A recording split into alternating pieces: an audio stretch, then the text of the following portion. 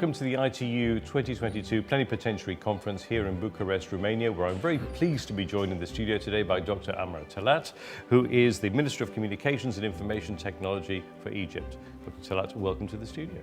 Thank you very much for inviting me. Great to be with you. Now, Excellency, I wanted to ask you to begin with the ITU Plenipotentiary Conference, which is obviously happening here in Romania, is working hard together with member states to serve two main goals, namely universal connectivity and sustainable digital transformation. I know that Egypt is developing its national initiatives in line with the international collective moves. I wanted to ask you if you could possibly tell us a little bit about Digital Egypt and how it serves on the sustainable digital transformation front. Indeed, Digital Egypt is a great aspiration that everybody in Egypt is currently working on and aspiring for. We've set a strategy for Digital Egypt 4 years back that stands over several pillars. One of the most important pillars in building Digital Egypt is digitalizing the government services that we render to our citizens. We started by forming a data repository for all the databases the government is in possession of to give us a better digital framework and a digital characteristics of our citizens that would help us serve them better.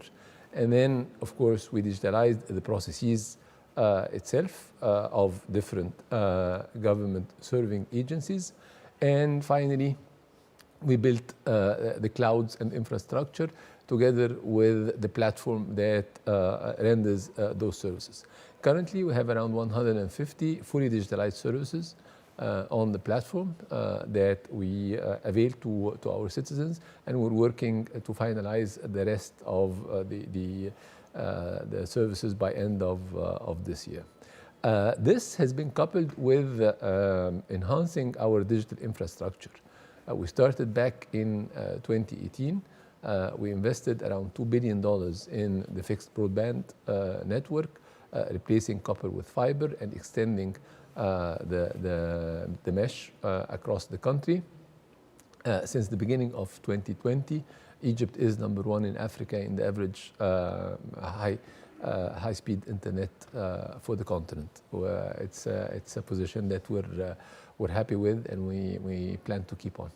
Now, it's very interesting to hear all about Digital Egypt and the comprehensive plans that it's serving. I wanted to ask you, perhaps you could speak to us a bit more about how the Ministry of Communications and Information Technology in Egypt is serving universal connectivity front, especially because, of course, as we know, 2.7 billion people are still unconnected.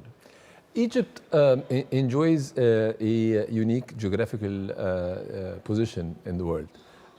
Hence, over 90% of the data flow flowing between the east and west passes through Egyptian soil and Egyptian seas.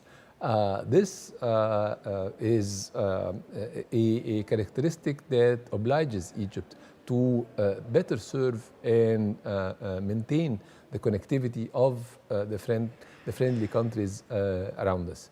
Around 16 cables, international submarine cables, passes through Egypt. Hence, we have doubled the infrastructure of the domestic network that transfers this data between the Red Sea and the Mediterranean to pass from east to the west. We've invested $1.5 billion in enhancing and robusting this domestic network to be able to better serve our neighbors. Also, we started a project for an international submarine cable that would pass all around Africa and then onto the countries on both shores of Africa, onwards to the inland countries to better avail cyber access to our friends in Africa. I know that Egypt, amongst other countries, are privileged with a young population. And I wanted to ask you, perhaps you could talk to us a little bit about the national plans to build on the strength of the human factor. Actually, this is the core of the strategy of building Digital Egypt. to expand the skill pool of Egyptians across the disciplines and specializations of the ICT industries.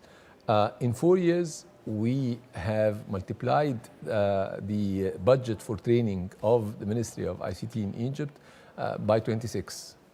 And we have increased the number of trainees from 4,000 back in 2018 to 250,000 this year. So 250,000 trainees this year in order to expand our pool of resources. We've also built the first university in Africa specialized in ICT with 4 different faculties, and we've built incubators and training centers all across the country. We have around 30 governorates, administrative constituencies in Egypt, and the plan is to have an incubator and training center in each and every one of them. We've finished around 12 so far. By the end of this year, we'll release 8 more, and onwards next year to complete. So the human factor and the human development is the cornerstone of the strategy of Digital Egypt. Well, there's certainly an enormous amount of enthusiasm, and it's great to find out that you can build on that capacity as well. I'm sure we've witnessed that ourselves at hackathons, at ITU events in Egypt, and as I say, they've all been extremely successful. I wanted to also ask you about the future of electronic design and manufacturing in Egypt. How do you see that evolving? This is one very important pillar in our strategy. Maybe the past few years between the pandemic and the current socio-political crisis has proven that there is no stable region in the world where all development should flow to. So the strategy of most of the parties involved in this industry now is to distribute their resources across the world. And definitely Egypt stands out as a country that can attract the resources and attract investments in this very important specialization. We have around 50 to 60 companies specialized in electronic design. We plan to invest $1 billion in training in electronic design in the next 3 years in order, again, to have enough resources to attract non-Egyptian companies to come to Egypt and set centers of excellence there. We also plan to help Egyptian startups specialized in electronic design by giving financial resources and human resources necessary for that. We also started several very promising agreements with leading electronic manufacturing companies to set up manufacturing plants in Egypt for mobiles and tablets and laptops.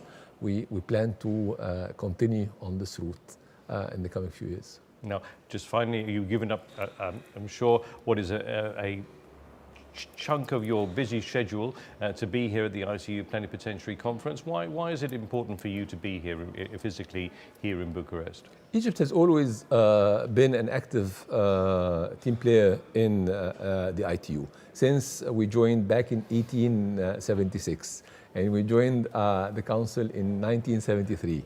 So we're an old and active member. We're proud of the role that Egyptian experts play in the ITU. We want to continue serving in the ITU and cooperating with the rest of the countries in availing access to more and more people, these 2.7 million citizens that we talked about, better connectivity, better service for people around the world through the ITU.